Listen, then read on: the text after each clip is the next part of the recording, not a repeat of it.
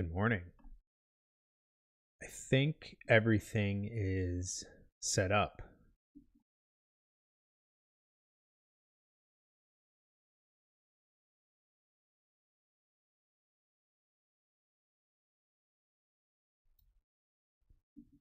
All right. Welcome, welcome. There is a little bit of a delay between what I'm seeing and you guys, but I think that'll be okay. Um, it's like you do one update to your computer and even to OBS, and all of a sudden everything gets messed up. You got to fix everything. So, um, I think everything is good. There isn't too much latency or anything like that. So, um, yeah, I got glasses, as you can see. I've actually always had glasses, but I lost them a while back and got a new prescription and then got blue light put in them. So they help with the looking at a screen all day.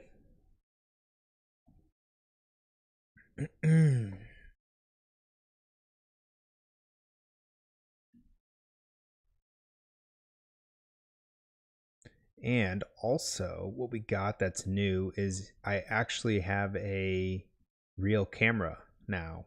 So I upgraded from using my phone, which honestly, using like phones nowadays are pretty powerful when it comes to cameras and all that stuff. So, um,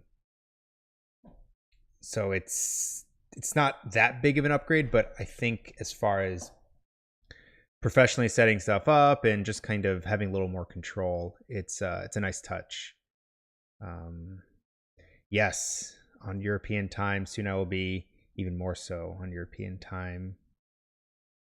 Man, we got people from all over the place. It's not too early here in the States, but depending where you're at, it's probably a little bit earlier. Um, but yeah, I figured so we'll do the usual thing where we'll talk and throw in some questions, see how other people's writing is going, um, and get some writing done as well. It's kind of a nice little it kind of forces us all to have a little bit of accountability. Um, but yeah, I think that we'll do some of that. We'll talk a little bit about some stuff with the channel and some future stuff that we got going on. Um, but let's see.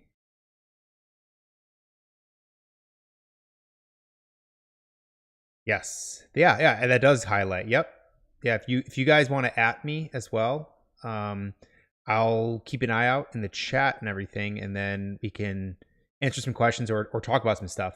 Um, I know it's been a while since we've all kind of sat down here on a stream, but um, definitely making this more of a routine. So um, we'll probably try to keep it at this time, but we'll see kind of when other people it works best for them.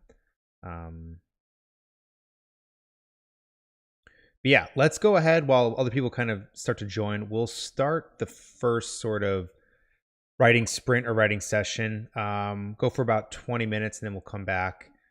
Maybe talk about some. I got some ideas and some topics that I'm going to be making into some upcoming videos and everything. So we'll work on that, and then. But if there's other stuff that's kind of everyone's talking about, we'll talk about those things as well. So I'll go ahead and throw up our timer, and then I'm going to blur my screen a little bit. Um, and then I'm going to mute myself, and let's go ahead. Let's write for a little bit, and then we'll come back and chat for a little bit.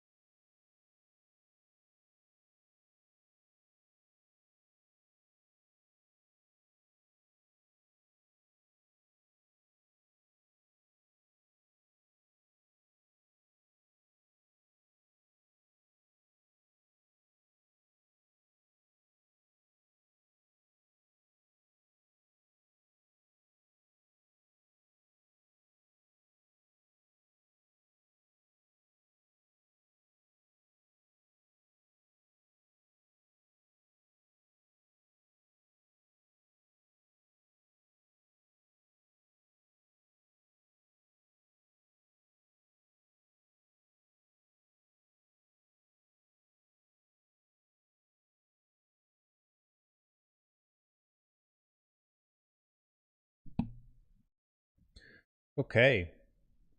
First session down. How'd everybody do?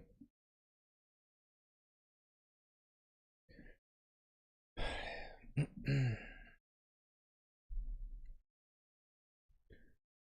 see. I want to try, I think I'm going to try to do this for the next one.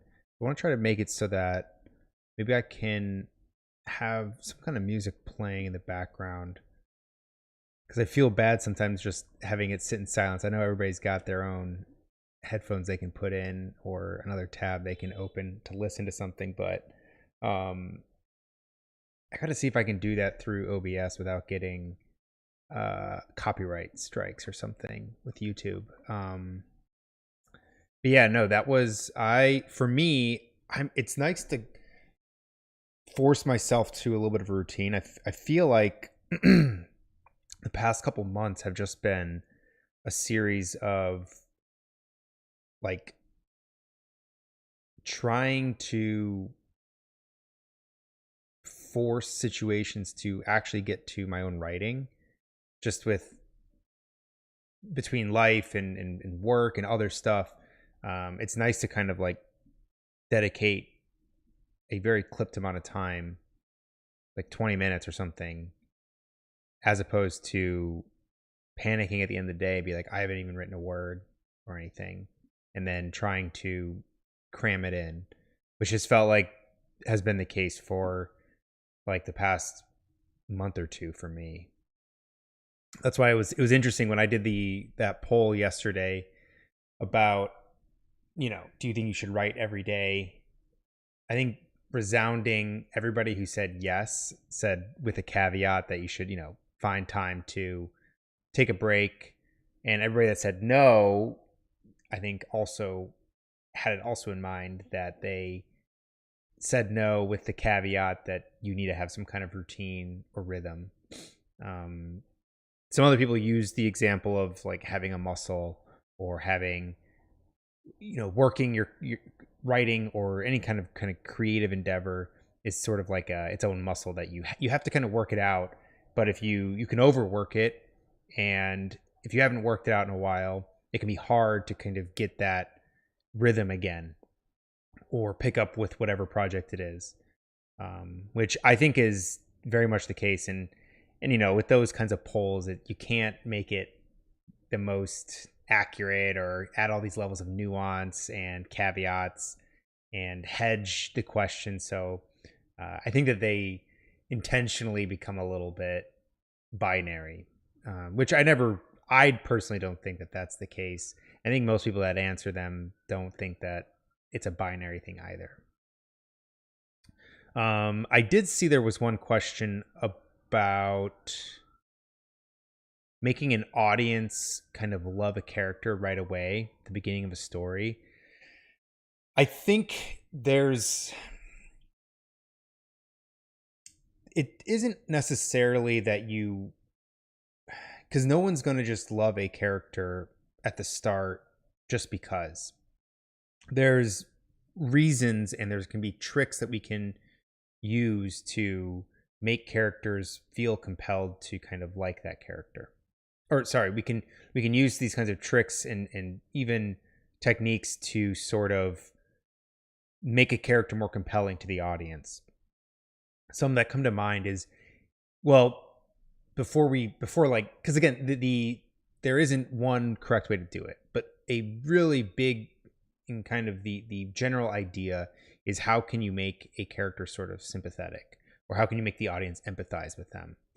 There's a lot of ways that you can do that, right? Because one thing that makes a character someone I can sympathize with might be that my reason might be different from somebody else. So I think it's more about identifying who that character is and then taking a common trait or taking a common situation and then making that relatable. And so making a character lovable right away, well, in what regard? Are they lovable in terms of that they are a father, right? And a father figure, or they're a mother figure or a parental figure to somebody? And so you can then make them lovable in a sense that I can resonate with that relationship? Or have they been like slighted, right? Maybe they get they get betrayed by somebody, or they get broken up with, right? A lot of people can empathize with that as well. And I think if you're trying to make the character if you're trying to make a character from the start of a story basically um, a likable character, or a character that the audience feels compelled to root for or even just understand, I think it really depends on what about that character makes them compelling. And instead of just saying this is a good character, you should care because they're the main character, it should be more of an effort to sort of show why this character is worth caring about. And you can make a character unsavory, even bad, right, from the start. But but there's aspects of them that the audience will either understand, or that will resonate with them, or that will be, you can empathize with why they are the way they are. So it really depends on what makes up that character, and then identifying those key traits and even attributes, or even the situation that they're in, right? And making it so that that itself makes the audience want to care about that character.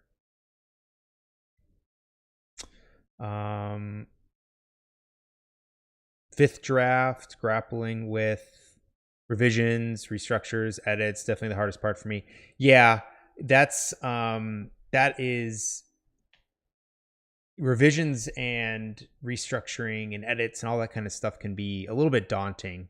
I definitely enjoy that process a little bit more, but I also know that it can feel like a heavy, or even a big hurdle to kind of come over when you have so much material that you're trying to juggle, or like you said, you're on the fifth draft of it, that you've gone through this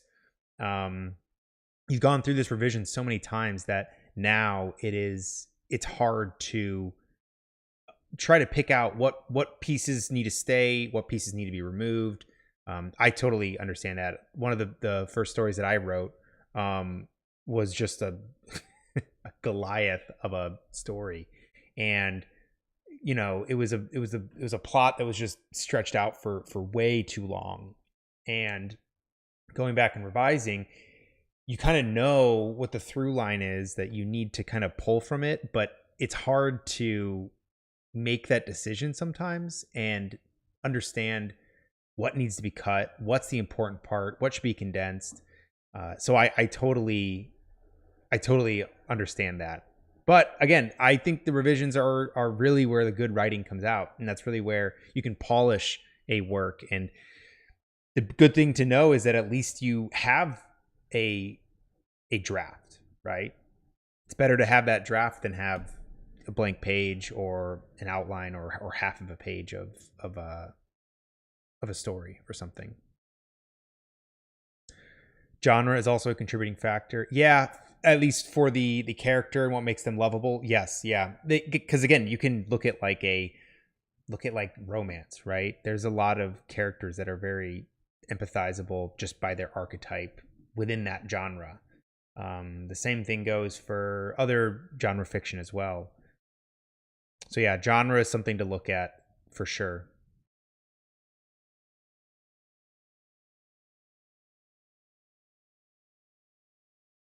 Yeah, with my protagonist, I realized that I made her too one-sided. She was complaining about everything, so I had her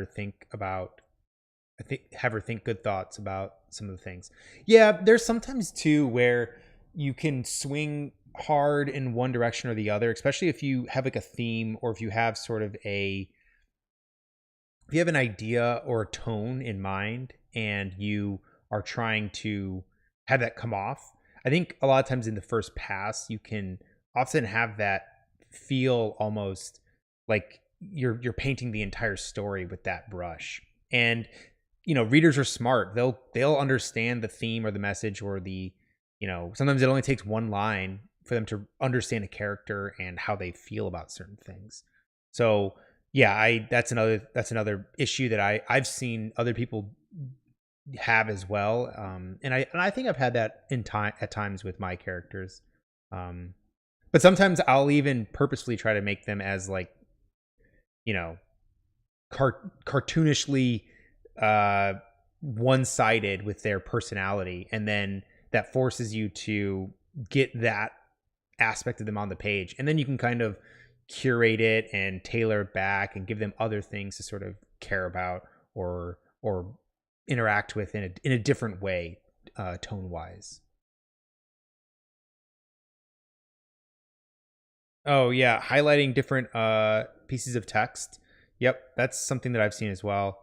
I haven't done that just because for me it feels like a lot of work, but it definitely works. I've seen other people do it.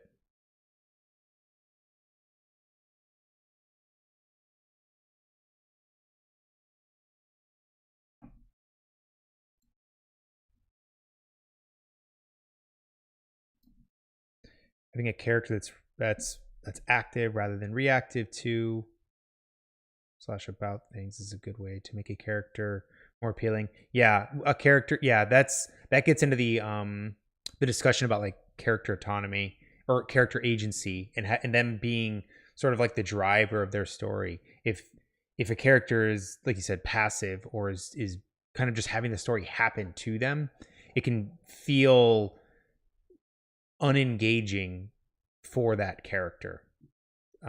And that too is a subtle thing that can be and it's a rule that can sometimes be broken, or it can also be a rule that needs to be applied. But that is to say a character needs to sort of have agency in the story that's taking place, especially if they're a main character. uh, that then, because then it just feels like, are we getting the story from a different we're getting the story from the wrong character? Are we uh is this character going to have any impact on the story? There's questions start to get surfaced that we don't really want to like come up. But yes, all that's all very, yeah, all very good advice.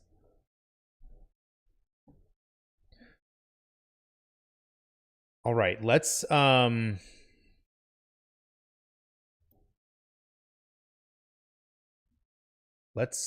do another quick sprint. And then when we come back, I'll talk a little bit about some video ideas I've got coming up, some of the things that might be changing, or some of the things that I've been kind of thinking about in terms of the content and this sort of channel and stuff. So um, let's throw the timer back up. If you've got headphones, you can put them in. I will try to get some kind of audio integration for the next stream. I think that will make this a little bit more like me just sitting in silence. But we'll put this up. I'll mute myself, and feel free to throw more questions in, and we'll tackle them in a little bit.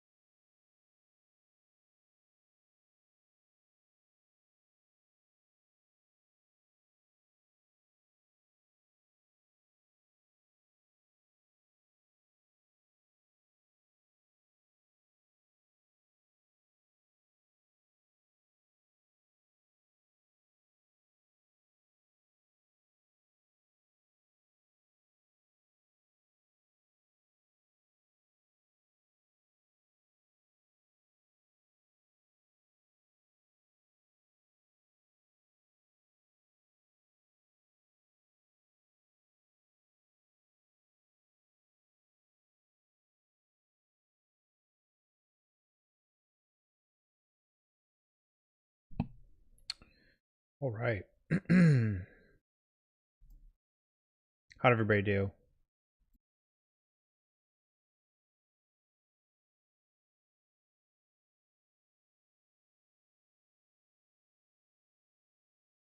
I just muted myself. My bad.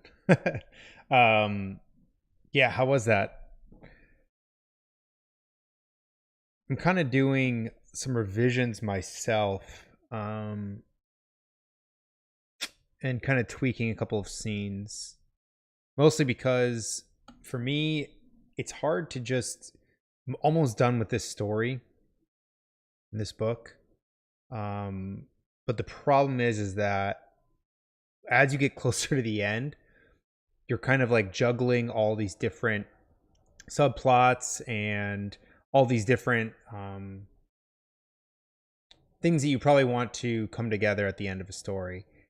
And the minute that I find myself kind of wrapping up one scene or one chapter, I then am like, oh, man, am I forgetting something? Is there something that I was mentioning in an earlier part that I now need to remember to bring up or tie up as like a loose end, or something?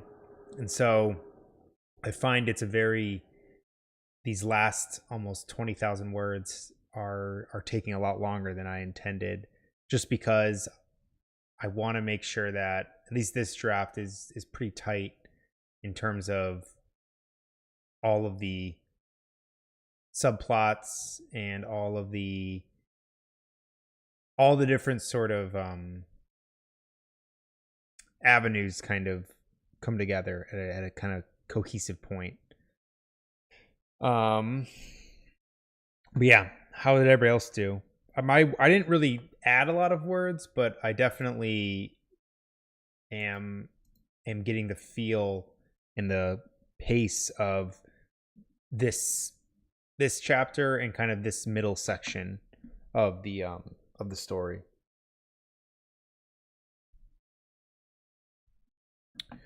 I think from earlier, one thing that really resonates with me about your channel is your taste. Angel's Egg, Berserk, Disco Elysium. Yeah, it's funny. I try. Sometimes I feel like a lot of the examples that first come to mind are ones, especially for videos, are ones that I know I've used them, and there's other examples I have, or there's other pieces of entertainment and media that I want to draw from, but there's just a handful that really, I think, stick with me and have an impact on not just my own taste and influence, but I think also on some of the universal things that come to storytelling and writing. Definitely, definitely a few that you mentioned are ones that I continue to show a level of restraint in, literally including in like every video. But sometimes the B-roll or some of the clips that I use are just, I don't know, they're very visually appealing, and they're also sometimes they relate particularly well to a certain topic that I'm like discussing or something as well. I find glue and weasel words hard to remove and keep the sentence clear, especially at the beginning of writing, of my writing. So it's kind of like when it comes to the actual sentence restructuring of like a revision or something, that honestly becomes probably the most tedious and is one of the parts that is almost lower on my own list of things to really have an understanding for. If you have like a high word count, usually like the last thing you start to do is take out specific words to bring that word count down. But because the reason for that is that usually there's a part of the story that either is dragging, or there's a subplot, or there's side stories or even side characters that just are taking up too much time, that you're better off just removing those or condensing those or combining those. But going through an early draft of a manuscript that has these glue or weasel words, it can sometimes become very tedious to try and take those out to bring down your word count, because you're really only going to, if we think of, you're really only going to bring your word count down by a couple hundred, maybe a couple thousand words. So if you're over on a word count by 10,000 words, you're not going to have 10,000 weasel words. And if you try taking out all of those weasel words or all those kind of gluing words, then you will probably run into the problem that you're having, and that's the sentences.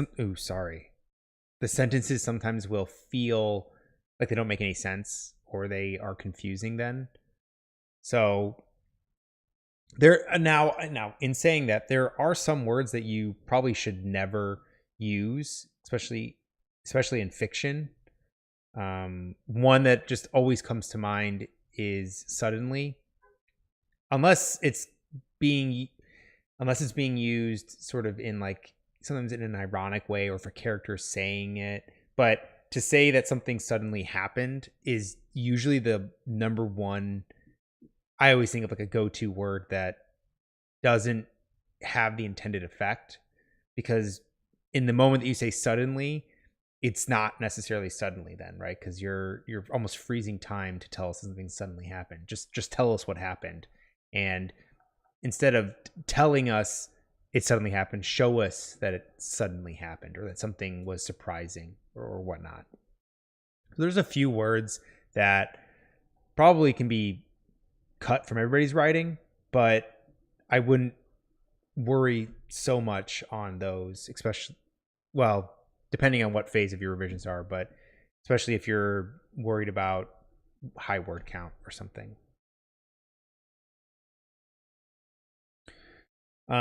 But one kind of thing that I was gonna sort of talk about, and this will probably be addressed in a video as well, so this might be repeated information later on, but one thing that when I made this sort of channel and started to go into the videos that I'm making and deciding what the style and almost the topics that I'll sort of cover are, I always sort of wanted them to be more of I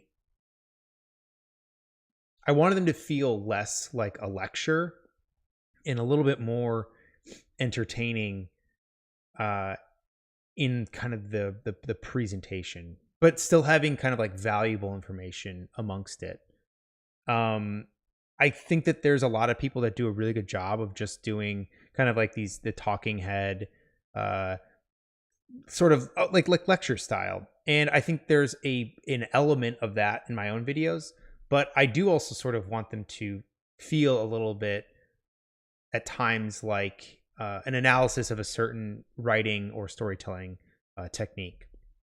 Now, that was the sort of original idea. And of course, like that changes and develops, and my own style kind of blends. But when I had done or started doing kind of the podcast or the video podcast style, that was where I kind of wanted there to be more of a almost like lecture on or a study of like a certain subject in terms of writing. And so, but what was kind of happened, and the problem that I was facing was that both the normal videos and then the video podcast episodes, they kind of blended into feeling like the same thing, except just having like a different title. And that's a big thing that I want to kind of go back to, and having the video podcast part being much more of just like a talking head. I think there's been a couple of the videos that I've done, a couple of the episodes, they've relied really heavily on the editing and finding clips and that kind of stuff. And that wasn't really the intended purpose. The intended purpose was it to be a little bit easier to produce and a little bit easier to a little bit more stream of conscious and a little bit more casual.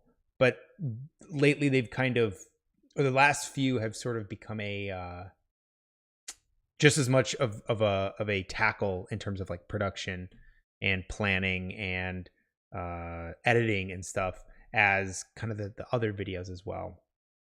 So one of the things that I want to try to do is lean more into sort of the essay aspect and analysis aspect of the normal videos, but then do the sort of talking head, much more educational content for the podcast.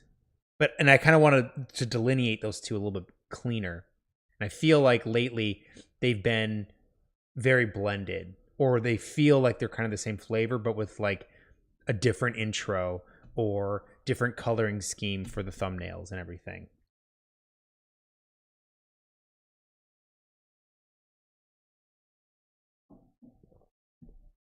And there's also the idea that when it comes to creating sort of the content for this channel, is I also like having the freedom to sort of talk and discuss and not have found such a corner or such a niche to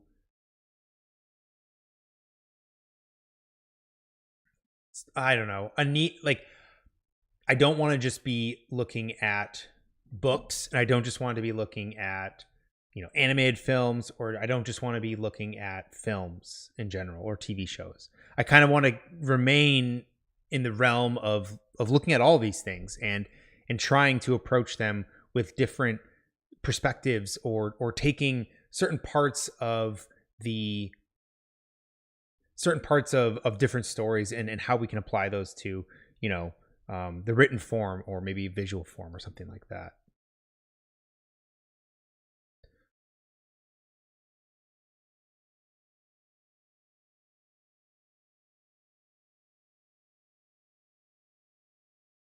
Oh, yeah. So back to the comment about glue words and stuff like that.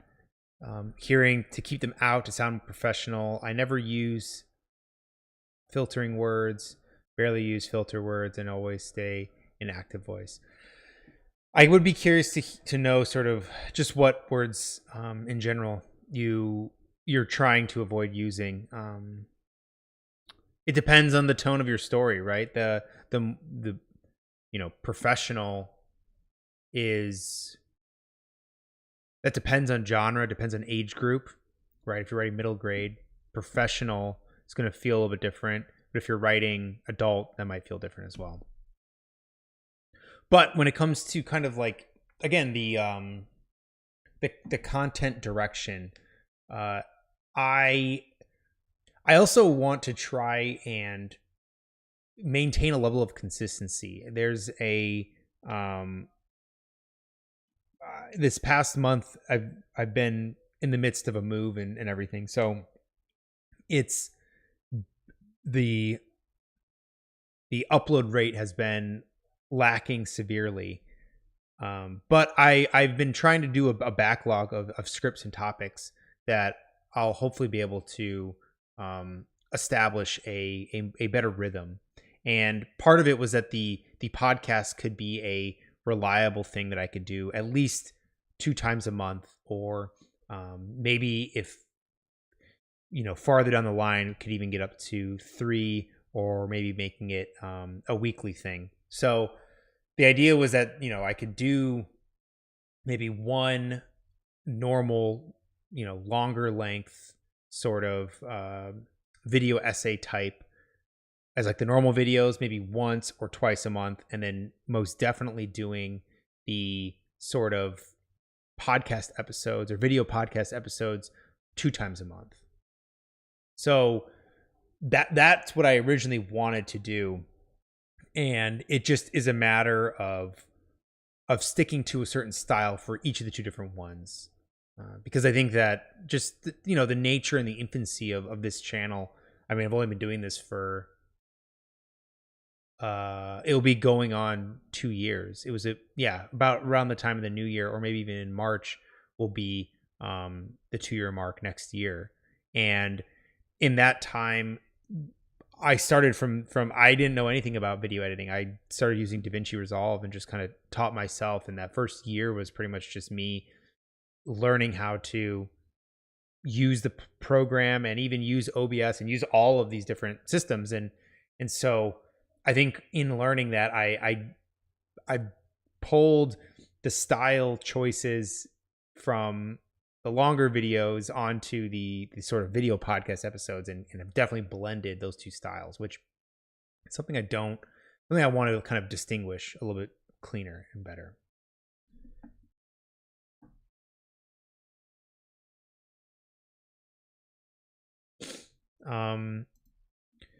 But yeah, a funny thing too about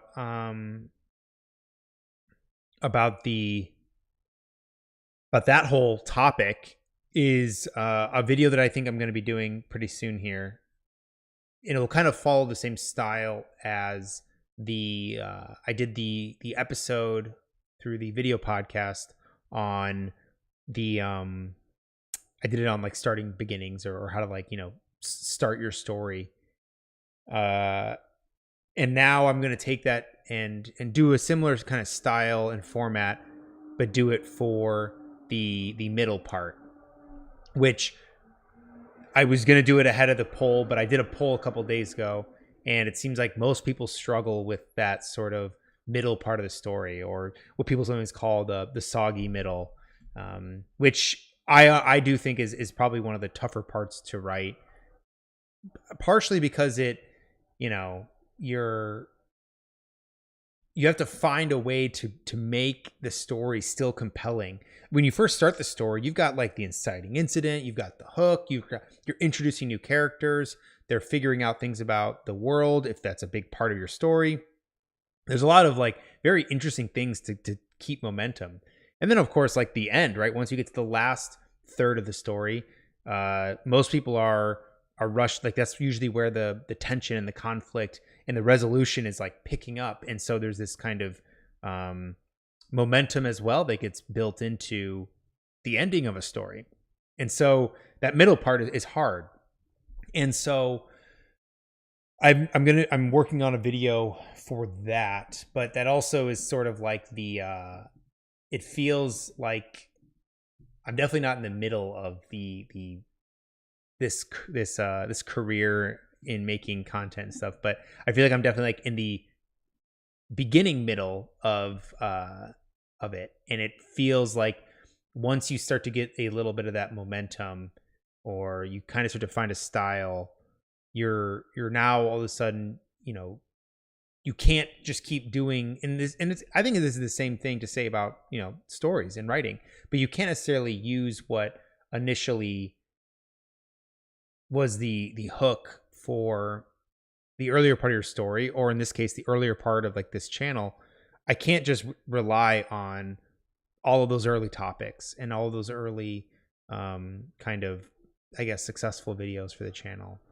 So for me, I feel like I'm a little bit in that early middle stage where I'm gonna have to, I need to be keeping up with fresh, new, interesting, and useful content, which I think I'm going to try to draw that as like a parallel to the video that's upcoming about kind of writing the middle of a story, or the middle portion of a story.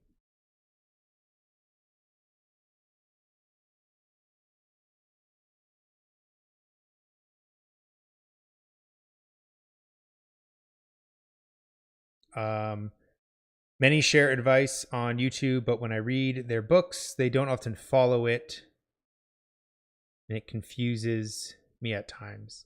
Yeah,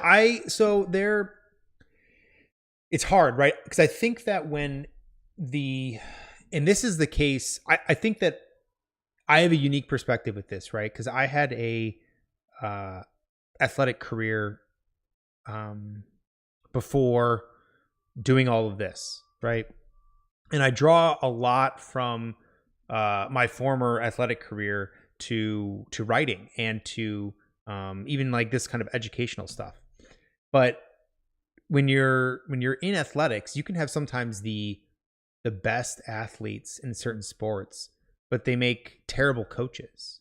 But then you can also have terrible athletes or someone who is terrible at the sport. It wasn't that successful, but they're very, very, very good coaches. And so I think the hard part is that is sort of recognized in the athletic world, and that is kind of recognized in a lot of other industries. But for sort of this wild west of, you know, writing, or this, I guess, the wild west of educational content, and that's usually the stuff that comes up on YouTube, or the stuff that comes up on other platforms where there's by and large free educational content. The problem is that someone may be very good at presenting their ideas or presenting information or teaching, and even the video presentation of it. They might be very good at that, but then when it comes to the actual execution of their own writing, they aren't as strong or as good of a writer, or the pedestal that maybe they were put on because you see a channel that has hundreds of thousands of views, maybe millions of views, and all these followers, and is giving out this advice, that when they put out a story or a book, it appears that they don't follow their own advice. And but if you go into I wrestled Division I in high school, or sorry, in college, and also still compete in jiu-jitsu and stuff like that now. But like, if you go into any gym, they might be teaching any kind of technique, and they can probably tell you and explain any kind of technique that you can do in a grappling or a combat sport or any sport. But just because they can teach it doesn't mean that they can execute it perfectly. That's definitely I can probably teach you any move or anything in terms of grappling, or at least give you a pretty good idea of how to execute something. But will I be able to do it in a live setting? Probably not. I have my own kind of game plan, or I have my own sort of bread and butter of technique. The same kind of goes for writing, but writing, it's harder than athletics because it's all subjective. I mean, there can be objectively good stories or objectively good, prose and stuff like that. But by and large, taste and the way in which we consume somebody else's art, or we consume somebody else's story, and how we feel about it is totally up to us. And it's totally up to the eyes, beauty's in the eyes of the beholder, or whatever.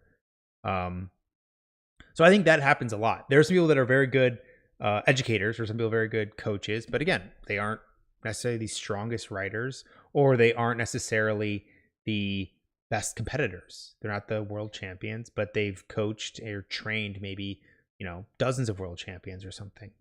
So, for myself too, and here's the thing, is that I try to put as much of my writing on display. On all my videos, there's links to some of my published stories. Some of the stories that I published are behind paywalls, or some of the stories that I've published are to contests that I've gotten an award, but I haven't necessarily.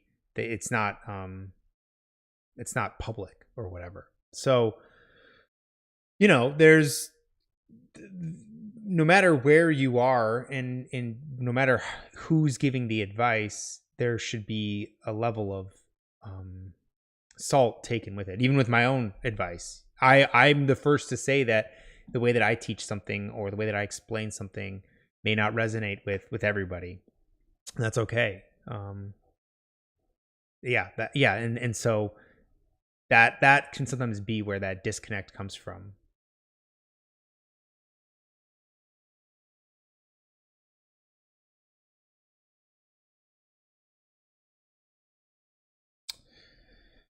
But yeah, it's advice is a hard thing, and it's I think of, teaching much like coaching or whatever. I really enjoy it. I really enjoy um I enjoy teaching and I enjoy coaching, but I also enjoy it for selfish reasons as well, because I learn really well if I'm forced to kind of talk about and teach something. And so when I go to make these videos, or when I go to work with clients or whatever, um, part of it is that I have to know it, and I have to know it well enough to then have to be able to talk about it.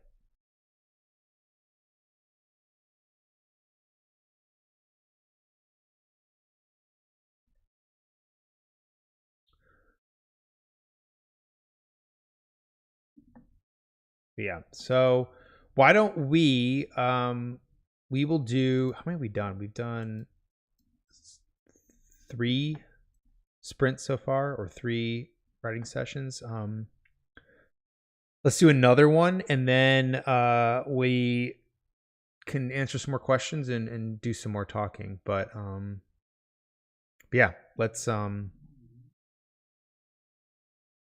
put up the timer, and then I will mute myself.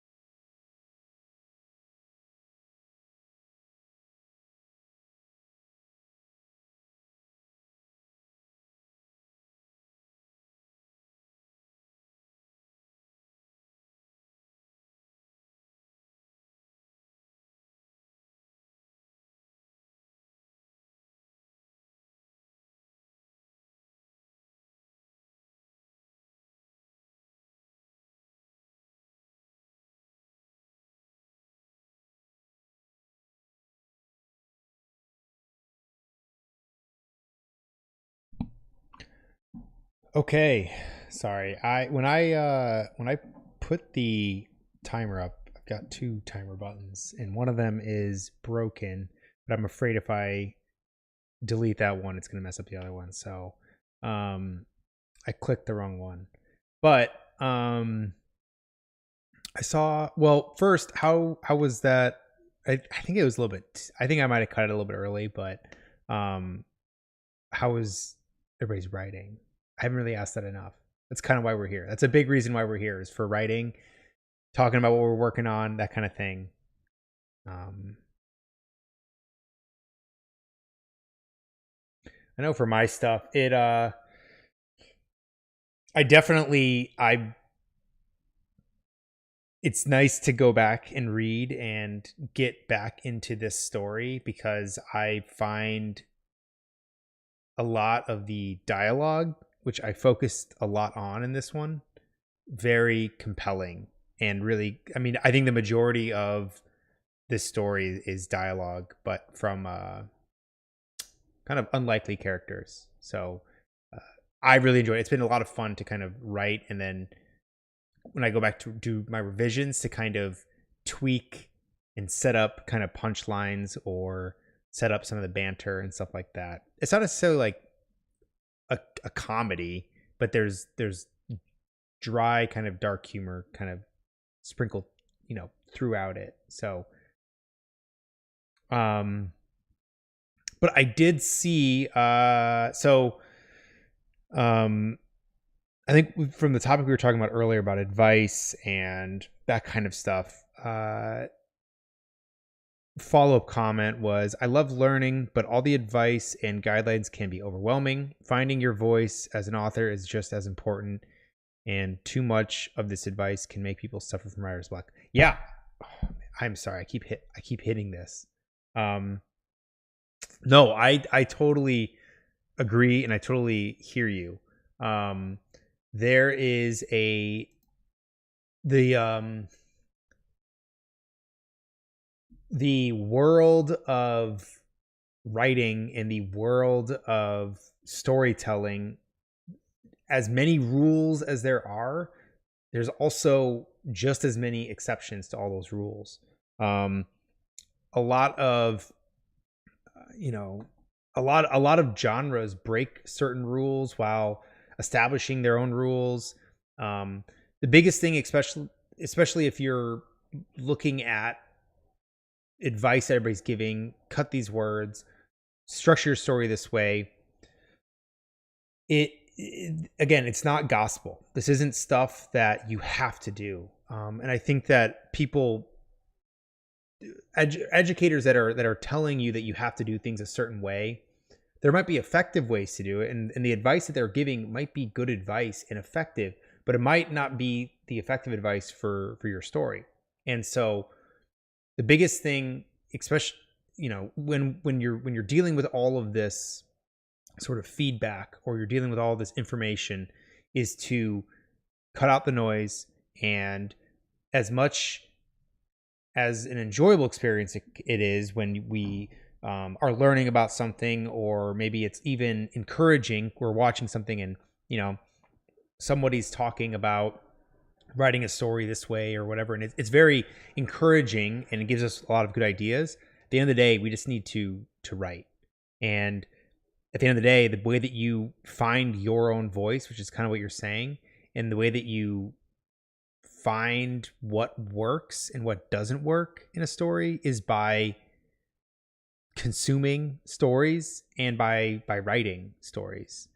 Uh, the best advice and some of the best sort of learning you can do for yourself is, obviously you can watch stuff and you can listen to people talk about writing and give advice.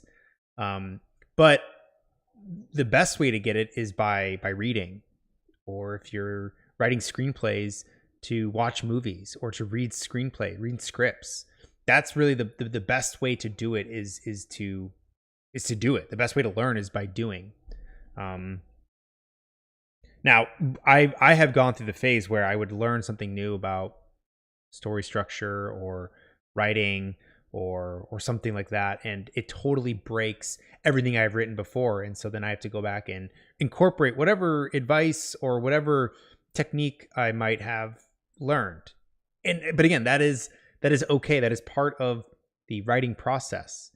So I think embracing that and not looking at educators online or blogs, or even if you're at university as, I need to first consume all this before I can write, or the minute that I consume this bit of advice from somebody, I need to implement it. Just write, take in as much as you can, and then read a lot. But there's another question that was about, it says, I took some small classes about writing animation series. Our teacher taught us 16 bits adventure story structure from B. Snyder's book. It was very useful. Can you tell us about story structure that you use? Yeah, I think that there are some story structures that are universal. But the ones that I usually use from just like a conceptual standpoint, and then it changes, there's like Freytag's pyramid, which is kind of like the most basic look at story structure. That's the one, or actually I'll pull it up. But that's probably one that, everybody will be able to recognize and see.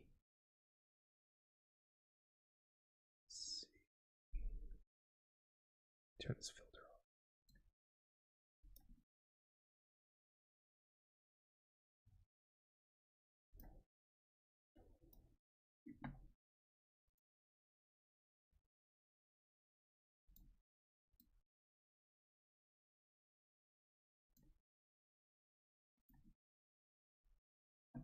Okay, let me see if that works. I wonder why my screen is still blurred.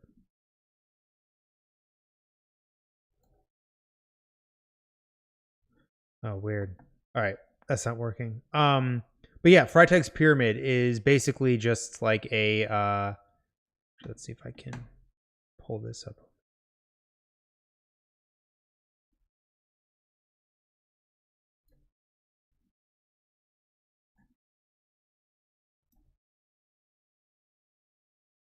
Why is it not?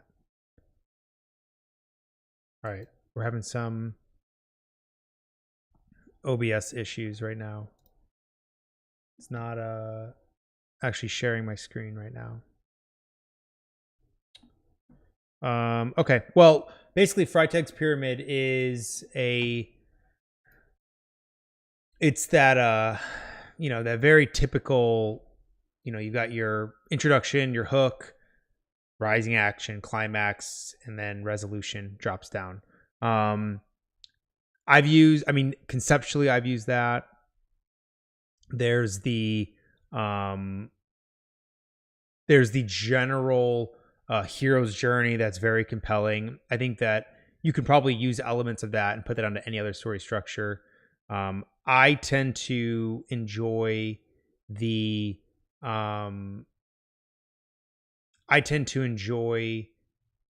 using the 7-point story structure, which has like your I think that KM Weiland, she talks a lot about this. She has a really good podcast and a really good blog where she talks a ton about story structure. But sometimes I will, depending on the kind of story that I'm writing, I'll go and find even just like an archetype of, say, like a one that I was using before, especially for the one that I'm writing right now, this one here. That one in particular, I took a noir mystery like format of like a structure, and then planned out my chapters for the different beats for that kind of like format format for a like a noir mystery type. but of course, I'm not writing a noir mystery. I'm writing more like a science fiction thriller mystery sort of thing. But the idea is that I imagine having certain beats and then hitting those beats kind of through the story. But yeah, I think story structure is really helpful, especially for planning and for getting knowing what like the key moments are, and in a lot of cases also getting a sense of who the characters are, when they're introduced, those kinds of things. And then when it comes to actually writing, making sure we're writing to those points, and it gives us kind of a target to write towards. I'm noticing two trends. One is writing to sell, which means being a clone. The other is to write what you enjoy for yourself. Sometimes I think that there's a lot of original works that that sell that are not necessarily a clone. There's definitely the Marvelization of cinema. That's definitely been in effect, where trying to franchise or make a universe of something is definitely something that a lot of studios are doing because they're profitable. But when it comes to books and fiction, there's a lot of kind of ambitious, or I guess new and original stories kind of being created.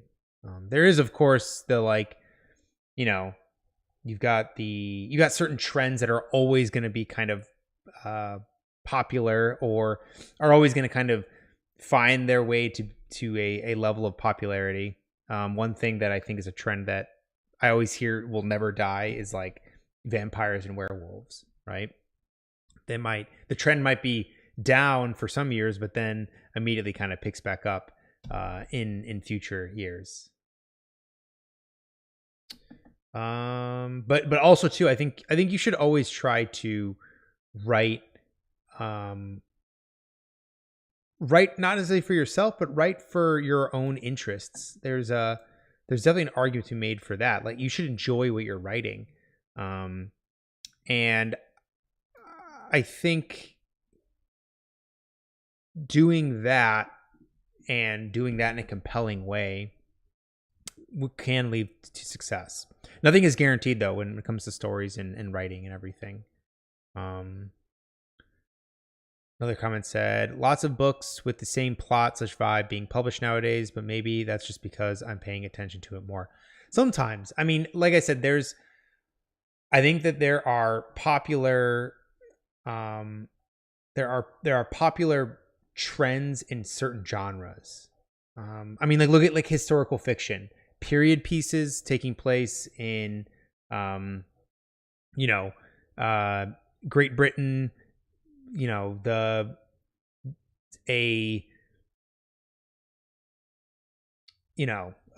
taking place as in, like, I don't even know what year it would take place in, but a period piece taking place in the UK, and also like World War II espionage thrillers, right? Like, those are two very dominant trends in historical fiction. But I guarantee you that's not what is always being published.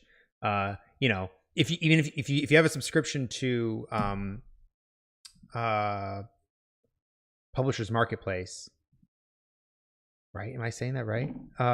They do the Publishers Lunch. Sorry. Well, either or. Publishers Marketplace does Publishers Lunch, I believe.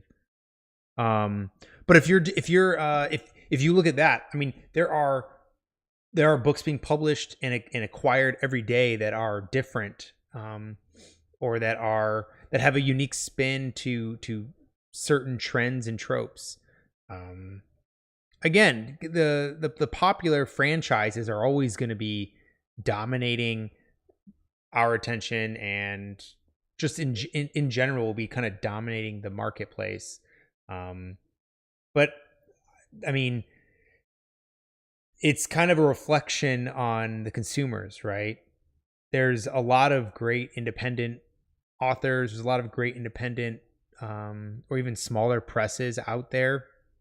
But what people buy and what people come back and buy a lot of are those popular books, popular fiction.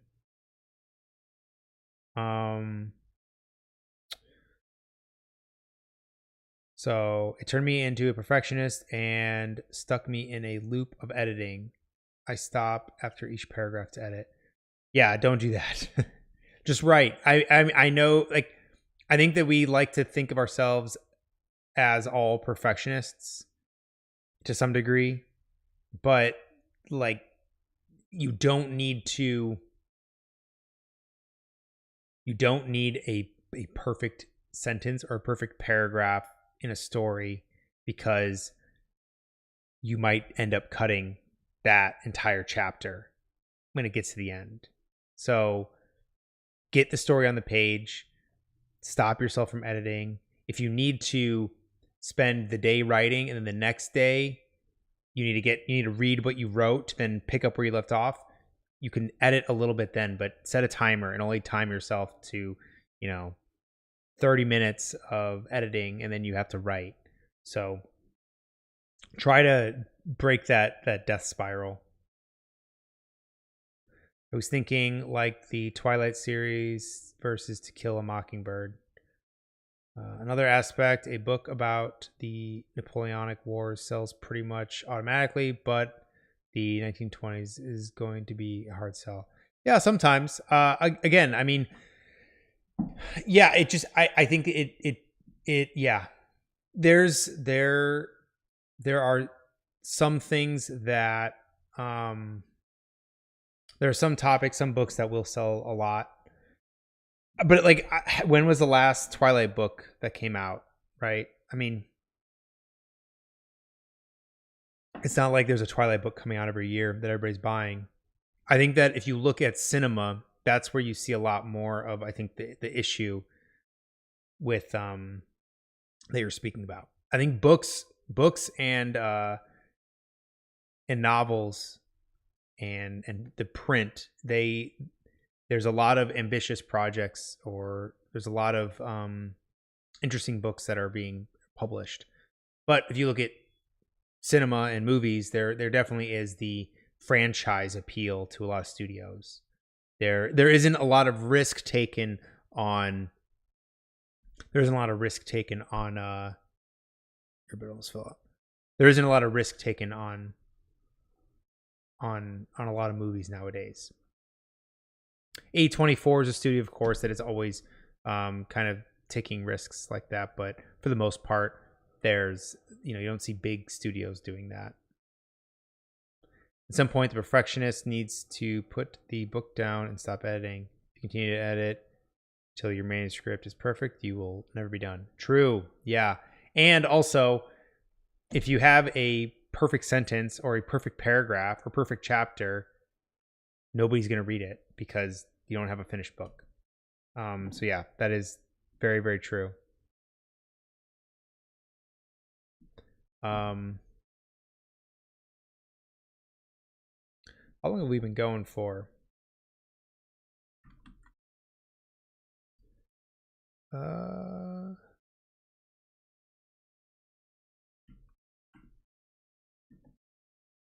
2 hours now.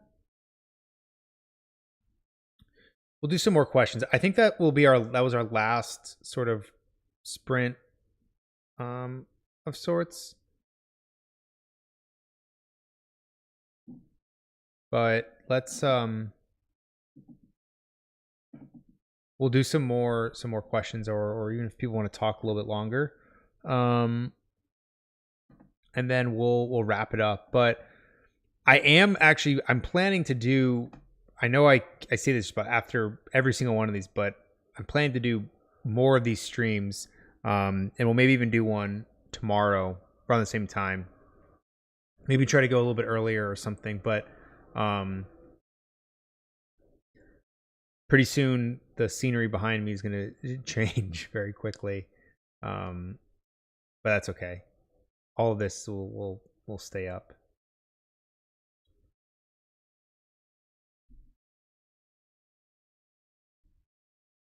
Let's see. Yeah, I think part of also growing as a writer is knowing how to try to find a balance in this is good enough, but also trying to find a balance in, in kind of everything that you're working on, right? And finding balance in um, time to work on a project, finding balance in how many projects you can manage. Um, there's a lot of that that also kind of comes out as a writer that you don't always think about that you're working on, but is definitely something that I have felt in the past couple of months. I've been um, developing a better sense of what balance looks like for me. So, um, but I think that again, finding that balance in the editing version of yourself and the writing version of yourself is important to the process of writing. You can't, yeah, and the other thing too is like you can't expect yourself to write a perfect scene or perfect description every single time. Sometimes if you write a terrible description, but you're doing it to just keep moving along, when you go back, that terrible description might actually spark a totally different idea, or might actually spark a different way to look at whatever that description is or whatever that scene is. So um, a big thing, and I think it's a thing that writers don't practice enough because it's hard to practice this, but practice finishing a project, practice finishing a scene, a chapter, a book, a story. That is something that um, it's a hard thing to practice because so often we want to just write a book and we don't see the end of that for months or years. But if we practice, like, I want to finish this scene, I want to finish this chapter, I want to finish this short story, we can then learn to develop that skill of finishing projects or finishing tasks, even if they're small bites of a larger piece.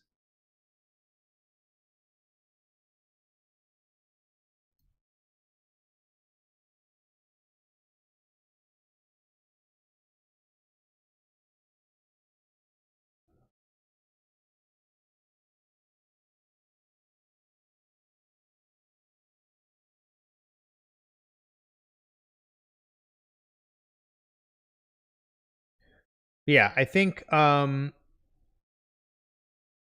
let's end it here. We'll pick up again tomorrow.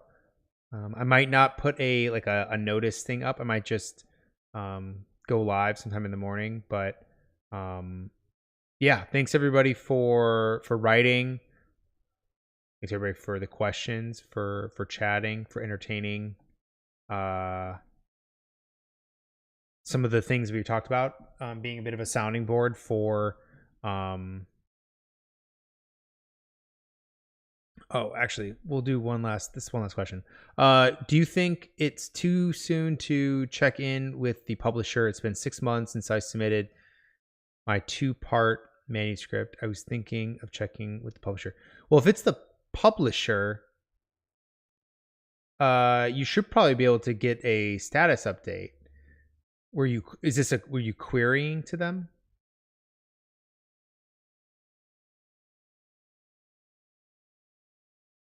Was this like a query letter, or was this to an agent, or um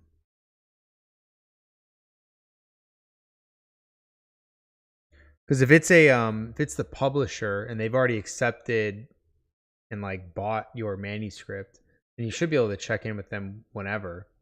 But if this is a if you were querying them, like you sent it to them offering to sell your book, um 6 months is probably not too soon. You can probably check in then.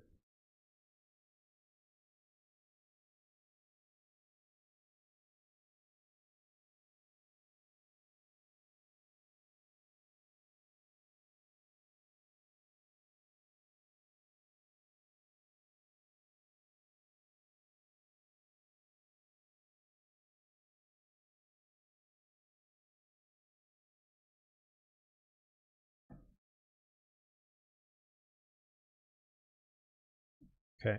I asked the publisher to look at my manuscript to see if they would be willing to publish.